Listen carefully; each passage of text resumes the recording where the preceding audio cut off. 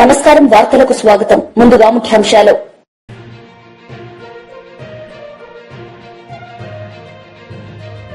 రాజకీయాల్లో మహిళలకు ప్రాధాన్యత ఇస్తున్నాం.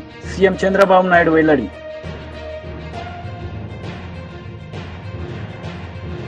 కేంద్ర మంత్రి కిషన్ రెడ్డి ప్రెస్ మీట్, పలు అంశాలపై వివరణ.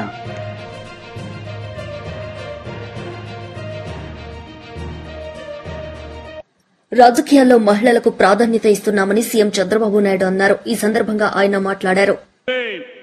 రాజకీయం అంటే పెత్తందారి విధానం కాదు, పేదల జీవితాలు మార్చేది రాజకీయం అని చెప్పి చేసి చూపించిన నాయకుడు ఎన్టీ రామారావు గారు.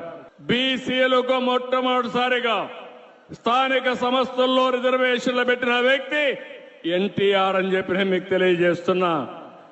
ఇదే కాకుండా మా ఆడబిడ్డలు ఈరోజు ధైర్యంగా మీరు డిమాండ్ చేసి మీ తల్లిదండ్రులు సంపాదించిన ఆస్తిలో సమాన హక్కు అడిగే అవకాశం వచ్చిందంటే అది ఎన్టీఆర్ ఇచ్చినటువంటి వరం. మీ అందరికీ ఆయన ఇచ్చిన చట్టం అని చెప్పి కూడా నేను మీకు తెలియజేస్తున్నా. రాజకీయాల్లో మగవాళ్లే కాదు, ఆడబిడ్డలు రాణిస్తారని స్థానిక సంస్థల్లో 9% రిజర్వేషన్లు పెడితే ఈరోజు దేశంలో 33% ఆడబిడ్డలకు చట్టసభల్లో రిజర్వేషన్లు వచ్చాయంటే దీనికి ఫౌండేషన్ వేసిన వ్యక్తి నందమూరి తారక రామారావు అని చెప్పి నేను మీకు తెలియజేస్తున్నా. అంటే ఆ రోజు ఆ మహనీయుడు ఆలోచించాడు, దానికి అనుగుణంగా పాలసీలు తీసుకొచ్చాడు, అమలు చేశాడు. అది దేశానికే ఆదర్శంగా తయారయ్యే పరిస్థితి వచ్చింది. ఆడబిడ్డలు చదువుకోవాలని మహిళా విశ్వవిద్యాలయం పెట్టాడు. ఇంకో పక్కన బడుగు బలహీన వర్గాలకే కాకుండా పేదలు గాని, కార్మిక, కర్షక, మైనారిటీ సోదరులకి సంక్షేమ కార్యక్రమాలు తీసుకొచ్చాడు. ఆయన ఒకటే ఆలోచించాడు, పేదరికం పూర్తిగా నిర్మూలించాలనేది ఎన్టీ రామారావు గారి కళ. భవిష్యత్తులో జీరో పావర్టీ, పేదరికం లేని సమాజం ఒక్క తెలుగుదేశం పార్టీతోనే సాధ్యం. అది చేసి నిరూపిస్తాం. ఇంకో పక్కన కరువు సీమ, రాయలసీమ, ఒకప్పుడు రాయలేలిన సీమ, రతనాల సీమ, రాయదుర్గ ప్రాంతం అయితే ఎడారిగా మారిపోయే సూచనలు వచ్చాయి. ఎడారిగా మారకుండా నేను కొన్ని వందల కోట్ల రూపాయలు ఖర్చు పెట్టి పనులు చేసే పరిస్థితికి వచ్చాం. కానీ ఎన్టీ రామారావు గారి స్ఫూర్తిని మీరు చూస్తే ఆ రోజు తెలుగు గంగ, హంద్రి నీవ, గాలేరు నగిరి కాలువలు ప్రారంభించి రాయలసీమ రాళ్లసీమ కాదు రతనాల సీమ కావాలని ఫౌండేషన్ వేసిన వ్యక్తి ఎన్టీఆర్. ఈ జిల్లాలో గండికోట ఆయన ఆ రోజు కట్టింది. అన్ని ప్రాజెక్టులు మనం చేసినంత కూడా ఆయన కట్టినట్టువే. కాంగ్రెస్ పార్టీ ఏం చేయలేదు తమ్ముళ్ళు. ఈ జిల్లాలో నాయకులు కథలు చెప్పారు తప్ప ఏమైనా చేశారా మీకని అడుగుతున్నా. ఈ జిల్లాలో ఏమైనా అభివృద్ధి అయిందా అని మిమ్మల్ని అడుగుతున్నా. తెలుగుదేశం చేసిన అభివృద్ధి తప్ప కడప జిల్లాలో ఎప్పుడూ వాళ్ళు ఏమీ చేసిన పరిస్థితి లేదు. నిన్న కూడా ఇరిగేషన్ లో మనమే చేశాం, మళ్లీ హామీ ఇస్తున్నాం. ఇరిగేషన్ లో పెద్ద ఎత్తున ప్రాజెక్టులు కట్టాం. కానీ ఆ ప్రాజెక్టులో ఉండే నీళ్లు వాడుకోలేకపోతున్నాం. ఆ నీళ్లన్నీ కూడా సమర్థవంతంగా వాడుకోవడానికి ఈ కడప జిల్లా నేను అన్ని విధాలా సహకరిస్తానని మీ అందరికీ హామీ ఇస్తున్నా. అది కూడా ఇంకొక పక్క ఎన్నోసార్లు చెప్పాను, ఈ కడప జిల్లా తయారవుతుందని. మామూలు వరి పంట కంటే హార్టికల్చర్ పండ్ల తోటలు వేసుకుంటే 2 ఇంతలు 3 ఇంతలు ఉంది. ఇంత మునుపు కూడా బనానా గాని, ఆరెంజెస్ గాని దీనికి ప్రాధాన్యత ఇచ్చాం. మళ్లీ నేను శ్రద్ధ పెడతాను. నేనున్నప్పుడు రాయలసీమలో మైక్రో ఇరిగేషన్ కి 90% సబ్సిడీ ఇచ్చాం. అది కూడా తీసేసే పరిస్థితికి వచ్చారు. మళ్ళీ నేను వచ్చిన వెంటనే రాయలసీమ రైతాంగానికి మంచి జరగాలని ఈరోజు 90% సబ్సిడీతో డ్రిప్ ఇరిగేషన్ మీకు ఇస్తున్నానంటే అది తెలుగుదేశం పార్టీ. ఒక పక్క డ్రిప్ ఇరిగేషన్ వచ్చి, ఒక పక్క ఆధునీకరణ వచ్చి, ఇంకో పక్క హార్టికల్చర్ పంటలు వేసుకుని మార్కెటింగ్ అని ఎస్టాబ్లిష్ చేస్తే ఈ రాయలసీమకు తిరుగుండదు. రాయలసీమలో ఎక్కువ ఆదాయం వచ్చే కేంద్ర మంత్రి కిషన్ రెడ్డి మీడియా సమావేశం నిర్వహించారు. ఈ సందర్భంగా పలు అంశాలపై ఆయన మాట్లాడారు. వచ్చేటువంటి ఎన్నికల్లో తెలంగాణలో అధికారంలో రావాల్సింది భారతీయ జనతా పార్టీ. తప్పకుండా తెలంగాణ ప్రజల ఆశీస్సులతో మేము తెలంగాణలో ఒక ప్రజాప్రభుత్వము, తెలంగాణ అభివృద్ధితో కూడినటువంటి ప్రభుత్వము, తెలంగాణ ప్రజల ఆకాంక్షలతో కూడినటువంటి ప్రభుత్వము, తెలంగాణ ఉద్యమకారుల ఆత్మకు శాంతిని చేకూర్చేటువంటి ప్రభుత్వము, తెలంగాణ ప్రజలకు మేలు చేసేటువంటి ప్రభుత్వము, తెలంగాణలో దేశంలోనే అత్యుత్తమ రాష్ట్రంగా తీర్చిదిద్దేటువంటి ప్రభుత్వము భారతీయ జనతా పార్టీ నేతృత్వంలో వస్తుంది. దానికి నేను అందరినీ కోరుతా ఉన్నాను. ఈరోజు ఏదైతే అభిషేక్ యాదవ్ కావచ్చు, ఆనంద్ కుమార్ కావచ్చు, నందు కానీ లేకపోతే శివ కానీ ఎవరైతే చేరారో మిగతా సమాజం అంతా కూడా భారతీయ జనతా పార్టీలో చేరి ఈ రాష్ట్రం కోసం, ఈ రాష్ట్ర అభివృద్ధి కోసం, మన పిల్లల భవిష్యత్తు కోసం, మన భావి భారత పిల్లల భవిష్యత్తు కోసం, బంగారు తెలంగాణ కోసం మనము బీజేపీని బలపరచాల్సిందిగా నేను కోరుతున్నాను. తప్పకుండా ఈ సంవత్సరము భారత రాజ్యాంగం అమలులోకి వచ్చి ఈ యొక్క 26 జనవరి ఈ నెల 75 సంవత్సరాలు పూర్తిగా వస్తుంది. ఒక సంవత్సరం పాటు వచ్చే 2026 జనవరి 26 వరకు ఒక సంవత్సరం పాటు భారత సంవిధాన్ గౌరవ అభియాన్, భారత రాజ్యాంగ గౌరవ ఉత్సవాలు సంవత్సరం పాటు భారతీయ జనతా పార్టీ నిర్వహిస్తుంది. ఇంటింటికి వెళ్తాము, ప్రతి ఊరికి వెళ్తాము, ప్రతి బస్తీకి వెళ్తాము. ఈ కాంగ్రెస్ పార్టీ ఈ యొక్క భారత రాజ్యాంగాన్ని ఏ రకంగా దుర్వినియోగం చేసింది, ఏ రకంగా పత్రికా స్వేచ్ఛను హరించివేసింది, ఏ రకంగా ప్రభుత్వాలను కూల్చివేసింది, ఏ రకంగా లక్షలాది మందిని జైల్లో పెట్టింది. అటల్ బిహారీ వాజ్పేయి గారి నుంచి మొదలు పెడితే లాల్ కృష్ణ అద్వానీ గారి నుంచి ఈరోజు అనేక మందిని పత్రికా విలేకరులతో సహా ఎమర్జెన్సీలో జైల్లో పెట్టి రాజ్యాంగాన్ని అపహాస్యం చేసినటువంటి party Congress party. Congress party చరిత్ర, డాక్టర్ బాబాసాహెబ్ అవమానం చేసినటువంటి చరిత్ర ఖచ్చితంగా ఈ సంవత్సరం పాటు కూడా మేము ఇంటింటికి వెళ్తామని సందర్భంగా మనవి చేస్తా ఉన్నాను. మరి ఈరోజు ఈ యొక్క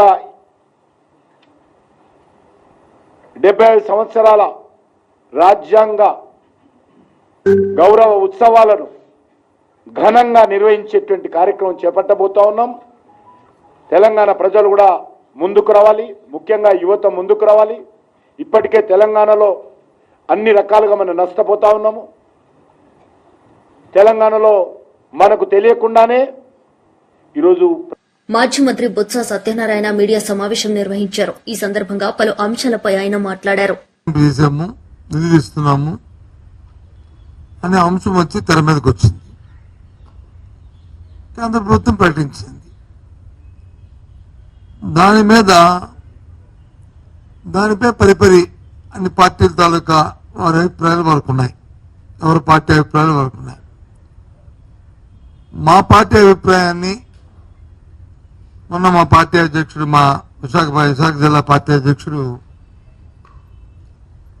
మా అమర్నాథ్ ఆయన చెప్పగానే చెప్పారు, ఇదేదో వేణీళ్ళు చన్నీళ్ళగా ఉన్నదండి, కానీ దీని మీద మాకు చాలా అనుమానాలు ఉన్నాయి. ఈ ఫ్యాక్టరీని దివాలా తీస్తున్న ఈ సందర్భంలో నాకు కొందరు పెద్దలతోని మేధావులతోని మాట్లాడినప్పుడు వాళ్ళు చెప్పిన విషయం ఏంటంటే అది ఎన్సీఎల్టీకి వాటికి పోకుండా దీన్ని కాపాడుతూ తదుపరి దీన్ని ప్రైవేటైజేషన్ చేసే ఆలోచన ఉన్నట్టుగా ఉన్నది. ఒకవేళ కాకపోతే నిన్న కాక మొన్నే ప్రధానమంత్రి గారు స్వయాన్న విశాఖపట్నం వచ్చినప్పుడు, ముఖ్యమంత్రి గారు ఆ వేదిక మీద ఉన్నప్పుడు, ఉప ముఖ్యమంత్రి గారు ఆ వేదిక మీద ఉన్నప్పుడు, కూటమి నాయకులందరూ ఉన్నప్పుడు వారు అడగడము వీరు చెప్పడం అనేది జరిగే అంశం కదా. దానివల్ల మేలు మంచి జరిగితే చెప్పేవారు కదా. చెప్పలేదు కాబట్టి ఆ తర్వాత జరిగిన ఈ పరిణామాలు చూస్తుంటే దీని మీద మాకు అనుమానం ఉన్నాయి. అందుకే మేధావులతో చర్చించానని చెప్పి మా అధ్యక్షుడు మనం 3 రోజుల కింద చెప్పడం జరిగింది. ఆ తదుపరి నిన్న మొన్న జరుగుతున్న పరిణామాలు చూస్తే మేధావులు కానీ, లేకపోతే కార్మిక సంఘాలు కానీ, లేకపోతే ఉద్యోగులు కానీ, లేదు ప్రజా సంఘాలు కానీ అందరూ కూడా ఏదైతే మా అధ్యక్షుడు మా అమర్నాథ్ ఏదైతే ఆ రోజు వ్యక్తపరిచిన సందేహాలు ఉన్నాయో దాన్నే దోపరుస్తున్నట్లు సందర్భాలు ఉన్నాయి. కానీ నిన్న చూస్తే విశాఖపట్నానికి సంబంధించిన ప్రధాన నాయకులందరూ ప్రతినిధులందరూ వారు ఒక కామన్ స్టేట్మెంట్ ఒకటి ఇవ్వడం జరిగింది. అందరూ కలిసి అందులో కొద్ది సీనియర్ ప్రధాన నాయకులు కూడా ఉన్నారు. మరి మీరు చెప్తున్న ఈ మాటని ప్రైవేటీకరణ జరగదు అని చెప్పని నిన్న జరిగిన అమిత్ షా వచ్చిన మీటింగ్లో, ఇవాళ జరుగుతున్న మీటింగ్లో కానీ మీరు ఇచ్చారు సంతోషమంటున్నారు. కానీ దీన్ని మీరు ఆపారనే మాటను ఎందుకు చెప్పట్లేదు? ఎందుకు ముఖ్యమంత్రి గారు కానీ, లేకపోతే హోంమంత్రి కానీ, ఆ నాయకులు కానీ వాడితో ఆ నోటితో ఎందుకు తెప్పించట్లేదు? ఇది సమస్య లేదు, దీని గురించి మీరు ఆలోచన పెట్టుకోక్కర్లేదు అనే అంశాన్ని ఎందుకు చెప్పలేదు? నిన్న ఈ ప్రకటన చేసినప్పుడు ఎవరైతే ఉక్కు శాఖ మంత్రి ఉన్నారో వారో మాట చెప్పారు. ఇది దీపం పథకంలో భాగంగా ఆ రోజే 21లోనే దీని వచ్చి ప్రైవేటైజేషన్ చేద్దామని చెప్పి మేము నిర్ణయం తీసుకున్నాం. కానీ ఆనాడు రాష్ట్ర ప్రభుత్వం దీన్ని వ్యతిరేకించింది. ఇది చేయడానికి వీల్లేదని చెప్పి తీర్మానం చేసింది. ఆ నేపథ్యంలో మేము దాన్ని ఆ రోజు చేయడానికి సాహసించలేదు మేము అని చెప్పుకొచ్చిన విషయాన్ని కూడా ఒకసారి గుర్తు చేస్తున్నాను. ఎందుకు ఈ ముసుగులో ఈ మాటలు? ఎందుకు నిస్సంకోచంగా ఒక అథారిటీగా, ఒక క్లారిటీగా కేంద్రం నుంచి వచ్చిన మా ప్రధానమంత్రి గారు కానీ, లేదు అందరూ అనుకున్నట్లున్న 2వ స్థానంలో ఉంటున్న హోంమంత్రి గారు కానీ, ఆయన సమక్షంలో ముఖ్యమంత్రి గారు కానీ BRS leader Vinod Kumar media సమావేశం నిర్వహించారు. ఈ సందర్భంగా పలు అంశాలపై ఆయన మాట్లాడారు. అంటే ఏర్పడ్డ తొలి రోజుల్లో పట్టే లేఖ రాసి ఈ కృష్ణా ట్రిబ్యునల్ ఏదైతే ఏర్పడ్డదో నీళ్లు పంపకాలు మళ్ళీ పునర్పంపకం జరగాలని చెప్పి, అంత క్రితం కృష్ణా ట్రిబ్యునల్ ఏర్పడ్డది ఎప్పుడో 20 ఏళ్ల కింద ఏర్పడ్డది, 25 ఏళ్ల కింద ఏర్పడ్డది. ఆ ట్రిబ్యునల్ మహారాష్ట్ర, కర్ణాటక, సమైక్య ఆంధ్రప్రదేశ్కు పంపకాలు చేసింది. నీళ్ళ పంపకం జరిగింది తెలంగాణ రాష్ట్రం ఏర్పడక ముందే. అవి మేము ఒప్పుకోము, కొత్త రాష్ట్రం ఏర్పడ్డది కాబట్టి తెలంగాణ రాష్ట్రంకి మళ్ళీ నీళ్లు పంపకం జరగాలని చెప్పి కేసీఆర్ గారు ముఖ్యమంత్రి అయిన తొలి రోజుల్లో పట్టే, నేను నెలలు కాదు రోజుల్లో పట్టే, ఏర్పడ్డ తొలి రోజుల్లో పట్టే ముఖ్యమంత్రి గారు ప్రధానమంత్రి గారి దృష్టికి తీసుకొచ్చారు. అప్పుడున్నటువంటి మంత్రి ఉమాభారతి గారి దృష్టికి తీసుకొచ్చారు. మేమందరం ఎంపీలం ఆ రోజు. మేము ప్రతిరోజు ఆ మినిస్ట్రీస్ చుట్టూ తిరిగినాం. ఉమాభారతి గారు ఓ దశలో సంతకం పెట్టినరు, పునర్పంపకం జరుగుతుంది అని చెప్పి ఒక ఆర్డర్ కూడా నోట్ ఫైల్ అయింది. నోట్ ఫైల్ అయిన రోజు తెల్లారేసరికి పార్లమెంట్లో 11 గంటలకి మహారాష్ట్ర ఎంపీలు, కర్ణాటక ఎంపీలు పెద్ద ఎత్తున నిరసన తెలియజేసిండ్రు. మళ్ళీ పునర్పంపకం ఎట్లా చేస్తారు? మహారాష్ట్ర కర్ణాటకకి ఏ సంబంధం? ఆంధ్రప్రదేశ్ రాష్ట్రానికి ఇచ్చినటువంటి నీళ్లను తెలంగాణ రాష్ట్రము, ఆంధ్రప్రదేశ్ రాష్ట్రం పంపకాలు చేసుకోవాలి తప్పగాని మాకు కేటాయించిన నీళ్లు మళ్ళీ ఎందుకు పంపకాలు జరుగుతాయని చెప్పి పెద్ద ఎత్తున పార్లమెంట్లో మహారాష్ట్ర ఎంపీలు, కర్ణాటక ఎంపీలు పార్టీలకు అతీతంగా కాంగ్రెస్ వాళ్ళు, బీజేపీ వాళ్ళు, ఆర్ఎస్పీ వాళ్ళు, జనతా దళోళ్ళు అందరూ రాజకీయాలకు అతీతంగా ఆ 2 రాష్ట్రాల ఎంపీలు పెద్ద ఎత్తున నిరసనలు తెలియజేసారు పార్లమెంట్లో. అప్పుడు ఆగిపోయింది. ఆ లేఖల్ని నేను ఇప్పుడు మీకు, కేసీఆర్ గారు ఉత్తగా లేరు, ఎంబడబడి మళ్ళీ 2015 జూలై 22వ తారీఖు నాడు, మళ్ళీ డిసెంబర్ 2015, 16, 18, ఫిబ్రవరి, జూలై 18, జూన్, మళ్ళా 19, ఇంకా ఇవన్నీ రాసుకుంటూ పోతూనే ఉన్నారు లేఖలు. ఇంకా వాటన్నిటి కూడా మీకు ఇప్పుడు అందరికీ సాఫ్ట్ కాపీస్ మీకు అందరికీ ఇస్తారు. ఇవన్నీ సాఫ్ట్ కాపీస్ ఇస్తారు. హరీష్ గారు అప్పుడు ఇరిగేషన్ మంత్రి, వారు రాసిన లేఖ ఆగస్టు 20, 2018 నాడు. తర్వాత కేసీఆర్ గారు ప్రధానమంత్రికి 26 డిసెంబర్ 2018. ఈ లేఖ మొదటిసారి కాదు, మిగతా ఇదివరకు రాష్ట్ర లేఖలన్నీ కోట్ చేస్తూ ఇన్నిసార్లు రాష్ట్రని చెప్పి వారు కూడా ఈ లేఖ రాయడం. మాజీ మంత్రి అంబటి రాంబాబు మీడియా సమావేశం నిర్వహించారు. ఈ సందర్భంగా పలు అంశాలపై ఆయన మాట్లాడారు.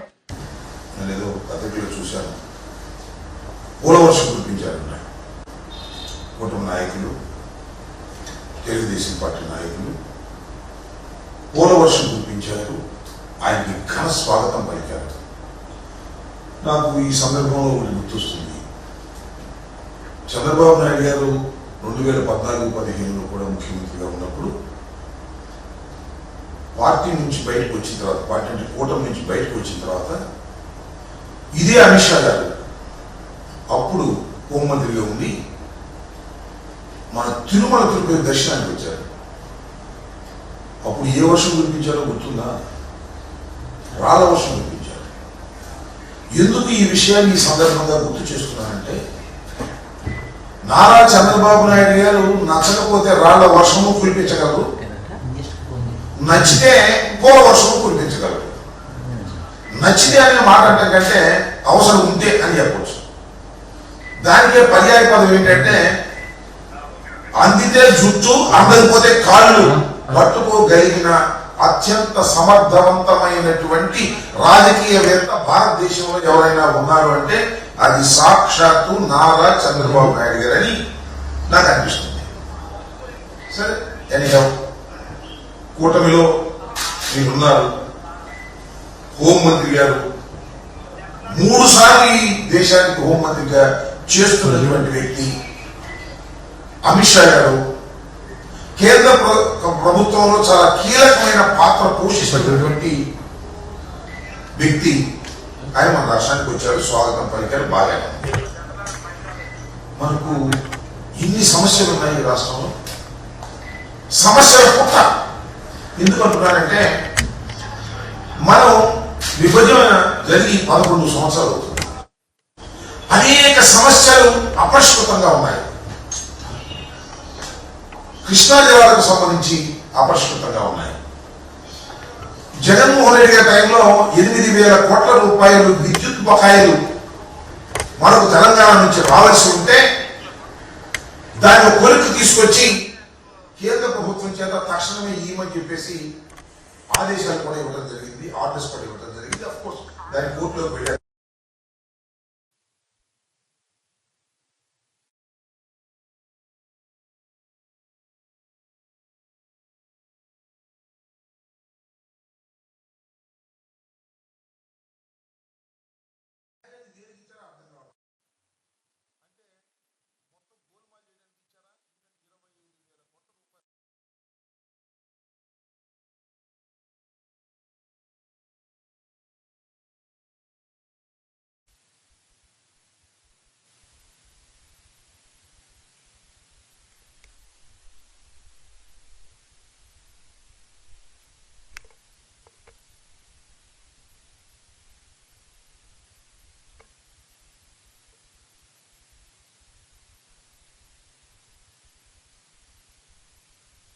బీజేపీ లీడర్ కోసం వెంకటేశ్వర్లు మీడియా సమావేశం నిర్వహించారు. ఈ సందర్భంగా పలు అంశాలపై ఆయన మాట్లాడారు.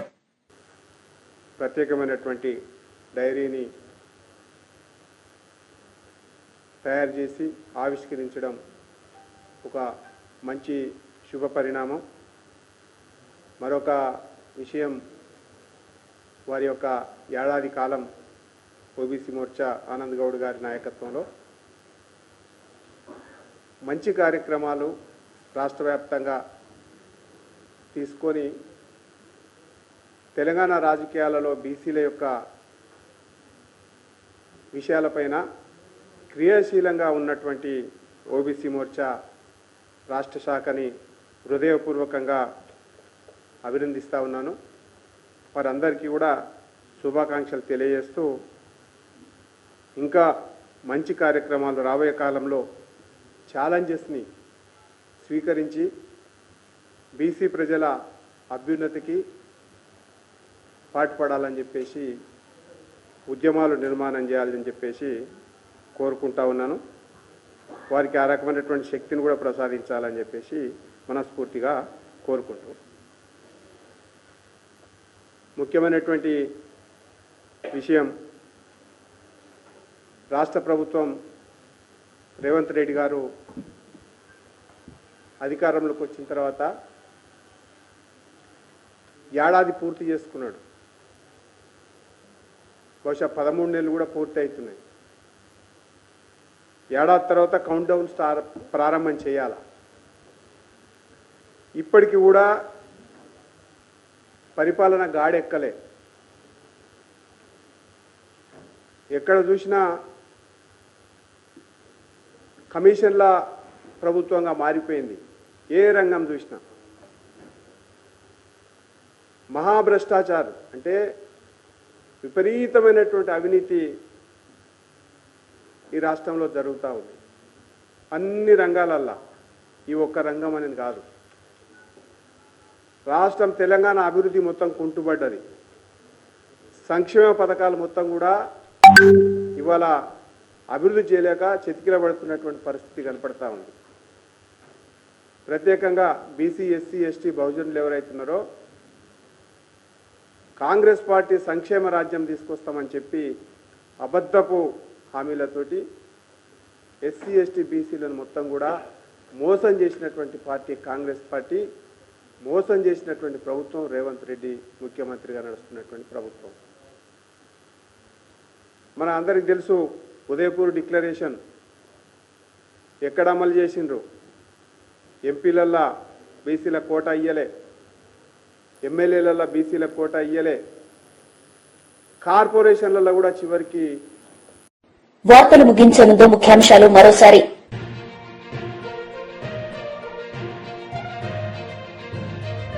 రాజకీయాల్లో మహిళలకు ప్రాధాన్యత ఇస్తున్నాం, సీఎం చంద్రబాబు నాయుడు వెల్లడి.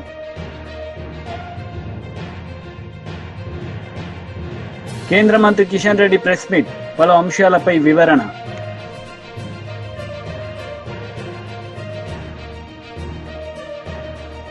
ఈ వార్తలు ఇంతటితో సమాప్తం. తిరిగి ప్రసారమయ్యే వార్తల్లో మళ్లీ కలుద్దాం. అంతవరకు సెలవు. నమస్తే.